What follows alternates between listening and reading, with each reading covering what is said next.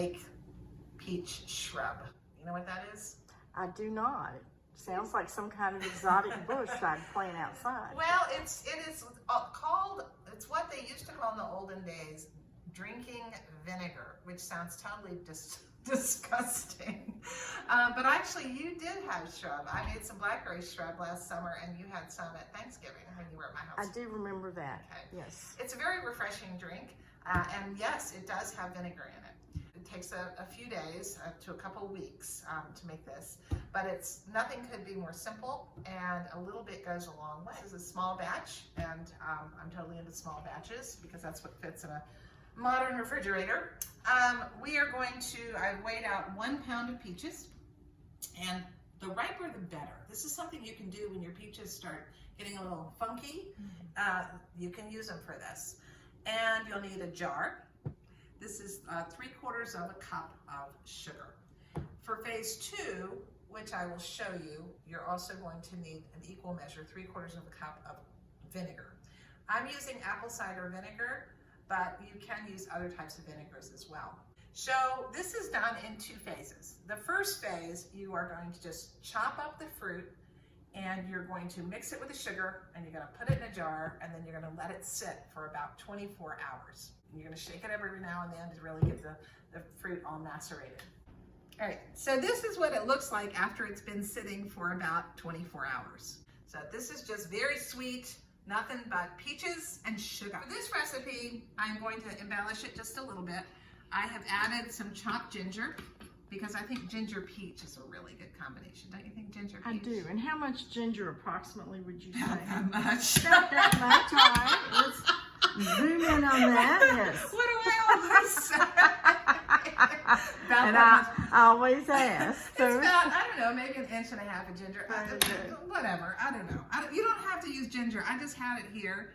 And so I do love ginger, so you and I agree that's a good combination. Ginger peach. I think if I had lemon rind, I could also throw some lemon rind in here. Okay, so nothing could be more simple. We're just going to throw this in the jar. And this is so hard. I can't believe how difficult this is. You don't even have to peel the peaches. Seriously. Seriously. You just break them open, pit them, chop them up, and drop them in. This is all there is to it. This is ridiculous, isn't it? Wow. Yeah. So apparently I have made this with blackberries before, and I've made it with different things, but I think you can actually make it with kind of any fruit chunk in them. It doesn't have to be in any particular size, because what happens to them?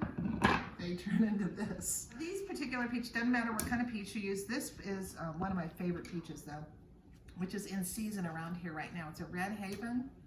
Yes. Have you had those before? Oh, they're very tasty. And I think they create this kind of pinkish.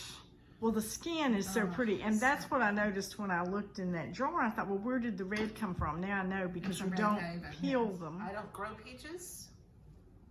But yet, peaches, I will add, she doesn't grow them yet. I don't think I'm going to, because I just think, I'm too old. By the time I get a peach, I'll be 2,500 years old. But and people do it really well close by. True. So I'm just gonna let the Saunders brothers do the peaches, and I'm happy to go get their peaches. And your viewers might be interested to know that actually carries Saunders brothers peaches. What store? That store that starts with this hole and you buy food there? They do carry Saunders peaches. They do carry Saunders. Even up in Baltimore. Really? Just pouring the sugar in. This is so hard. I'm gonna put the top on. So this is another fermented dish. It's not really fermented because it's gonna have vinegar in it. Shaking it up really well. Good exercise for you. This, I'm gonna leave it on the counter for a few hours, and before bed you're gonna stick it in the You fridge. do know my husband. I will have to hide that jar, because if he sees that on the counter, it will not be there in the morning. He'll say, that was nice of you to get those ready for my cereal. It's gonna turn into this. Right. Okay? So 24 hours later, this is so hard. You're gonna take 3/4 of a cup of vinegar. Oh. You're gonna dump it in. You're gonna put the top on. You're gonna shake it up. You're gonna put it in the fridge for at least a week. But you can taste it. I mean, you technically could use this now, but it would not take on the characteristic of the fruit. You want it to sit for a good long time. You want the flavors to really meld together. And after about a week, minimum, 2 weeks, better, what you're gonna do is you're gonna just put up some cheesecloth or a towel like this in a sieve, and you're gonna drain it, and you're gonna squeeze all the juice out of it, put it back in a container, and stick it in your fridge. And then you'll use about 2 tablespoons of that. If you wanna make a drink, you can use some sparkling water. You can use, I think, seltzer water, something like that. You just 2 tablespoons of that in a glass of water, and there you go. So you just add it to your beverage. You can make cocktails out of it. I mean, you can just fool around with it and see. You can add it to, I think, just about anything. So that's how you make a shrub. Is that easy? It sounded easy up till I had to squeeze the dish towel. But that's so not hard.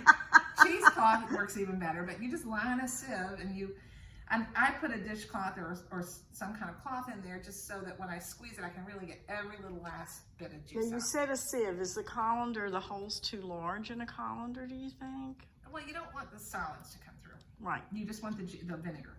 But you just want to just squeeze it and keep, leave it and then come back and squeeze it some more to get every little bit of the vinegar, the flavored vinegar out.